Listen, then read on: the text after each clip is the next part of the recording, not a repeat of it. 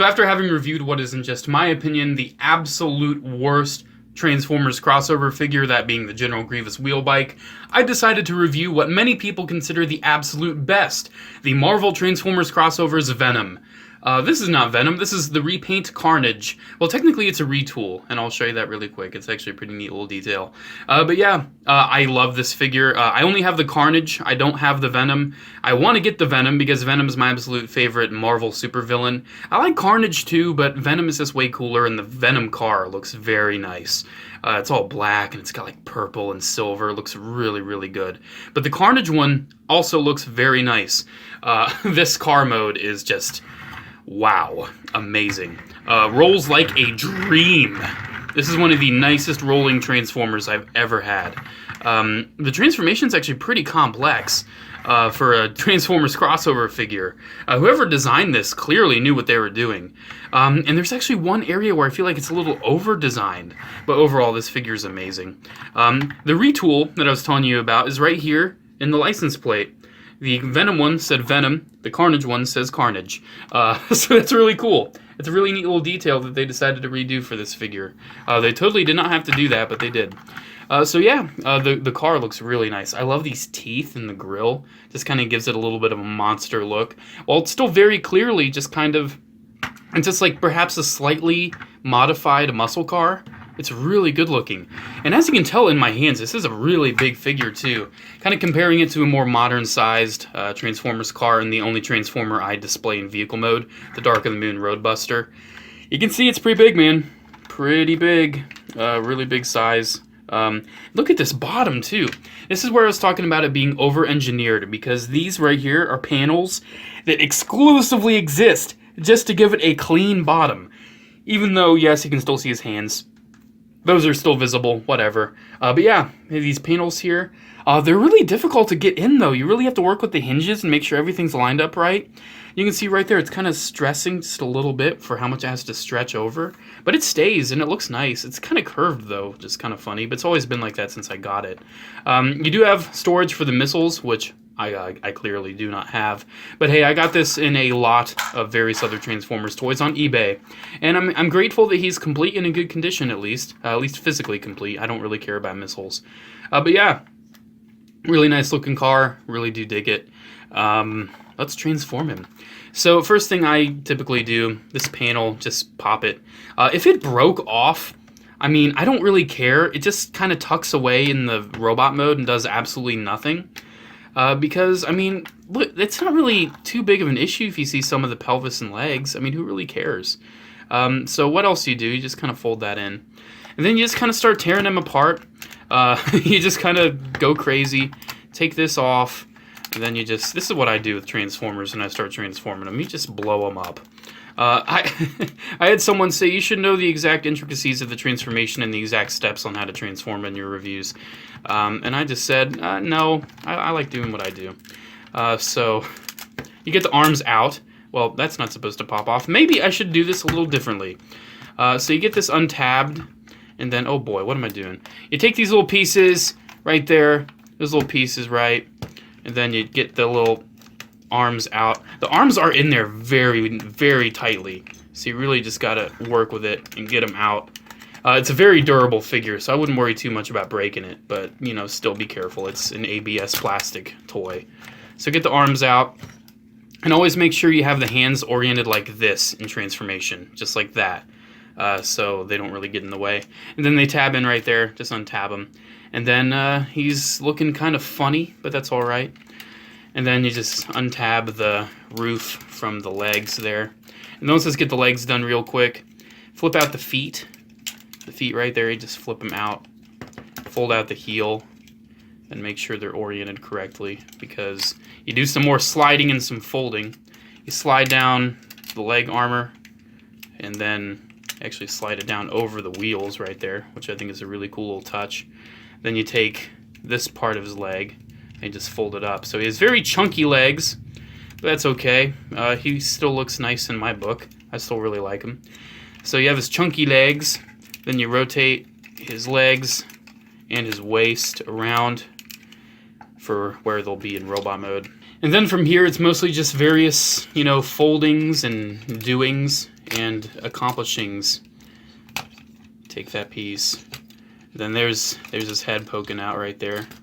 You take the top, and that will be his chest, and you fold that over and over his head like that. Then his back, just fold that piece in. And then this is always one of the hardest parts, believe it or not, just making sure you have all these little hinges and things in his middle aligned correctly. You just have to make sure it's not... I think that is the alignment right there. You have it just like that. Because then you take this down like that, and then the hood clips into the waist. You can have it unclipped if you want to preserve the waist swivel, but for the proper transformation, you clip it in right there. What's getting in your way, buddy? This is definitely one of those figures where you have to make sure everything is lined up right. Absolutely everything. It's one of those. It is one of those. Like, see, you have to make sure the hinges are correct. So my microphone stopped recording right when I got to this part, and I already finished the review. I reviewed everything else, so he's fully transformed, but I'm going to try to make sure I finish the transformation for you. This is very, very irritating. Okay, so after you have everything aligned just like this is how it lines up. You take these shoulder pieces, and you hinge them down, and you make sure that that tab lines up with that hole. Bada bing, bada boom. Then the arms, you just orient them. You just get these things folded over, get the hands over, and you orient them just like this, and boom, there you go. There is your Transformers crossover Carnage in his robot mode. And I gotta say, yes, he is a fiddly figure, but it is worth it. The vehicle mode is absolutely amazing, and by far the best vehicle mode that any crossover line has given us. I just think it's amazing. In the robot mode, while it's not perfect, while it's not, super articulated, it still looks very nice. And I do enjoy having this thing quite a bit. I really need to get the Venom. Venom is my favorite guy, so I really want it. But the Carnage I'm also very happy with. So the sculpt is pretty much mostly retained from the vehicle. You do have some added detail for his legs, his thighs, his abdomen right there. Why am I calling it an abdomen? It's his waist. And then you have his head here. His head sculpt is really amazing. That, in my opinion, is the perfect representation of a robotic symbiote. It just looks so good. I love this head sculpt. Ah, man.